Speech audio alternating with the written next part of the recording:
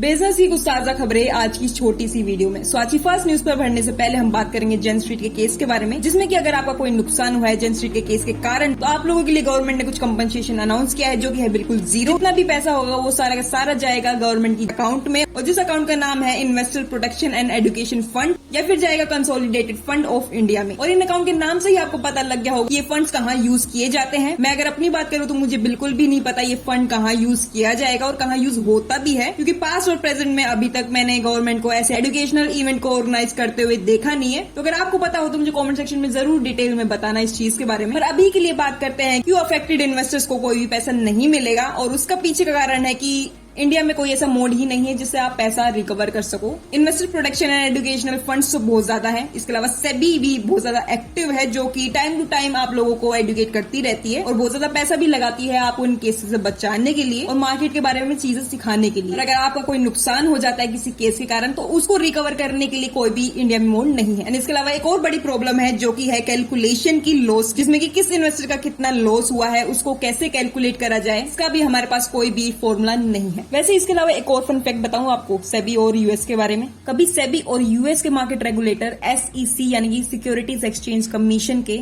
Educational spend को देखना investors के ऊपर, जमीन से लेकर आसमान तक के सारे नंबर्स दिख जाएंगे, मतलब तुम्हारी आंखें खुल जाएगी। सो बढ़ते हैं आज की फर्स्ट न्यूज पे, जो कि है जेप्टो के $500 मिलियन के फंड रेज के बारे में, जो कि रिसेंटली वो करने वाला है अपने एग्जिस्टिंग इन्वेस्टर्स जनरल कैटलिस्ट और एवेनियर ग्रोथ से, जिसके बाद उनकी टोटल वैल्यूएशन हो जाएगी $7 बिलियन तक। पिछले साल जब उन्होंने फंडिंग को रेज किया था तो उनकी वैल्यूएशन उस वक्त $5 बिलियन की थी, जो कि अब 40% के जंप के साथ पहुंच जाएगी $7 बिलियन। तो बढ़ते हैं नेक्स्ट न्यूज पर, जो कि फेसी के टाइट रूल्स के बारे में है ई कॉमर्स को लेकर। तो रिसेंटली 8 जुलाई को फेसी ने सभी ई कॉमर्स फूड प्लेटफॉर्म्स को बोला है कि अपने फूड सेफ्टी प्रोटोकॉल्स को मजबूत कर लो, वरना एक स्ट्रिक्ट एक्शन तुम्हारे खिलाफ लिया जाएगा। और उनके द्वारा अनाउंस किए गए कुछ इंपॉर्टेंट रूल्स कुछ इस प्रकार है कि अब से सभी प्लेटफॉर्म्स को फेसी लाइसेंस या फिर रजिस्ट्रेशन नंबर का रिसीट पर, इनवॉइस पर और कैश मेमो पर दिखाना जरूरी होगा, और साथ में उनका फूड सेफ्टी कनेक्ट ऐप भी प्रमोट करना इंपॉर्टेंट है। साथ में सभी प्लेटफॉर्म्स को अपने वेयर हाउस और स्टोरेज फैसिलिटी का फुल डिटेल फेसी के FOSCOS पोर्टल पर अपलोड करना होगा, इंक्लूडिंग रेगुलर फोटोज, जो कि टाइम टू टाइम अपडेट होनी चाहिए। साथ ही में सभी ई कॉमर्स प्लेटफॉर्म को अपने फूड हैंडलर्स को, जो कि उनके डिलीवरी बॉय है, चाहे वो डायरेक्ट हो या फिर थर्ड पार्टी हो, उनको फेसी के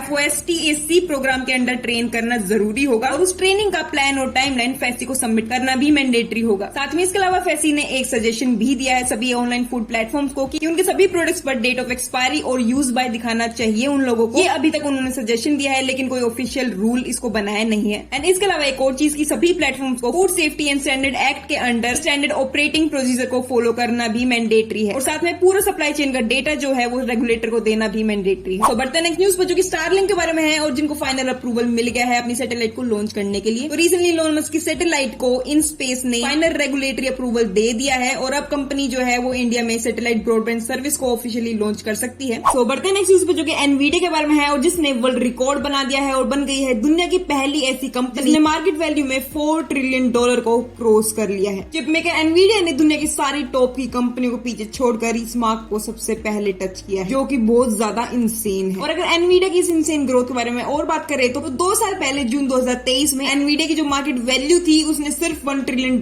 को क्रॉस किया, और 2 साल के अंदर अंदर उन्होंने $4 ट्रिलियन को क्रॉस कर लिया है। तो बढ़ते हैं नेक्स्ट न्यूज पर, जो कि जोमेटो के फाउंडर दीपेंद्र गोयल जी के बारे में है, जिन्होंने रिसेंटली DLF कैमेलियाज में एक अल्ट्रा लग्जरी अपार्टमेंट खरीदा है 52.3 करोड़ का। वैसे दोस्तों इसी बारे में 2 डिटेल हो। 10,813 स्क्वायर फीट का ये अपार्टमेंट है, जिसमें दीपेंद्र गोयल जी को 5 पार्किंग स्पेस मिले हैं। तो तुम 50 करोड़ के हिसाब से देख लो, 1 करोड़ का एक पार्किंग स्पेस उनको दिया गया है। बढ़ते हैं नेक्स्ट न्यूज पर, जो कि इलोन मस्क के ग्रोक 4 के लॉन्च के बारे में है, जिसमें कि उन्होंने कुछ कंट्रोवर्शियल चीज बोल दिया अगर तुम एक ग्रेजुएट हो तो। वैसे तो ये मेरे लिए भी है, लेकिन बात करते हैं न्यूज के बारे में। है इलोन बाबा के बारे में, जिन्होंने अपना नया चैटबॉट ग्रोक 4 को लॉन्च कर दिया है, जिसको दुनिया का स्मार्टेस्ट AI भी कहा जा रहा है। वैसे ऐसा तो उन्होंने भी क्लेम किया है हमें तोड़ते हुए। और अभी के लिए इस ग्रोक 4 के बारे में बात करें तो ये सिर्फ अभी के लिए प्रीमियम यूजर्स के लिए अवेलेबल होगा, जिसमें अगर आप महीने का $30 देते हो तो आपको ग्रोक 3 प्लस ग्रोक 4 मिलेगा, और अगर आप महीने का $300 देते हो आपको ग्रोक 4 का हैवी वर्जन भी मिलेगा, जिसमें बहुत सारी चीजें कर सकते हो। और अब अगर तोड़ने वाली बात पे आए तो मस्क ने ये कहा है कि ग्रोक 4 जो है वो ऑलमोस्ट सभी ग्रेजुएट स्टूडेंट से ज्यादा स्मार्ट है।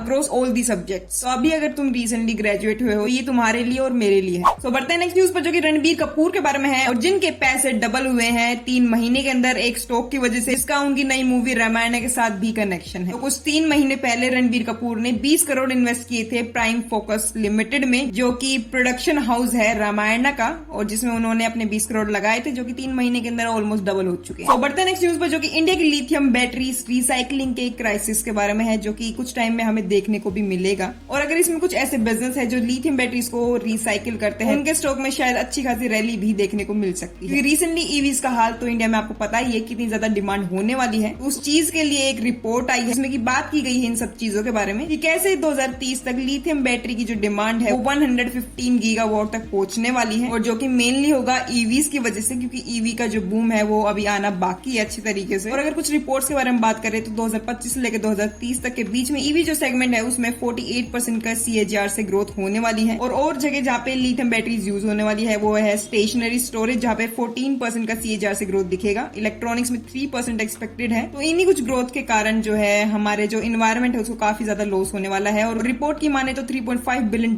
का इकोनॉमिक अपॉर्चुनिटी वेस्ट होने वाला है। और अगर करंट कंडीशन के बारे में बात करी जाए तो आज के टाइम पर सिर्फ 1% यूज बैटरी ही रिसाइकिल हो पा रही है। इसका मतलब है ये कितना बड़ा इन्वायरमेंट को लॉस होने वाला है आने वाले टाइम में। तो बढ़ते हैं नेक्स्ट न्यूज पर, जो कि होम मिनिस्टर अमित शाह जी के बारे में है, जिन्होंने अपने रिटायरमेंट प्लान के बारे में बात किया है। और उन्होंने बताया है कि वो रिटायरमेंट लेने के बाद अपनी जो बाकी की बची हुई जिंदगी है स्पिरिचुअल ज्ञान और नेचुरल फार्मिंग में बिताना चाहेंगे। तो बढ़ते हैं नेक्स्ट न्यूज पर, जो कि इंडिया यूरोप की डील के बारे में है, जो कि हो सकती है यूएस के बाद, लेकिन अभी के लिए हमारे यहाँ रुकावट आ रही है और उसका कारण भी यूएस है। इंडिया वेट कर रहा है यूएस यूरोप की डील के आउटकम का, ताकि उसके हिसाब से हमारा देश स्ट्रेटेजाइज कर सके कि किस चीज को कैसे करना है ताकि हमें ज्यादा फायदा हो। ये जो यूरोप है वो इंडिया का सबसे बड़ा ट्रेडिंग पार्टनर भी है, ये आप लोगों को पता ही होगा। 12.2% का शेयर है उनका 2023 के अकॉर्डिंग है। एंड इंडिया भी उनका 9th लार्जेस्ट बड़ा पार्टनर है, जिसको वो लोग भी खोना नहीं चाहेंगे, और जिसमें कि उनका 2.2% का शेयर है 2023 के अकॉर्डिंग। इसके अलावा आज की बिजनेस न्यूज सिर्फ यहीं तक। आप लोगों का बहुत बहुत धन्यवाद इस वीडियो को आखिरी तक देखने के लिए।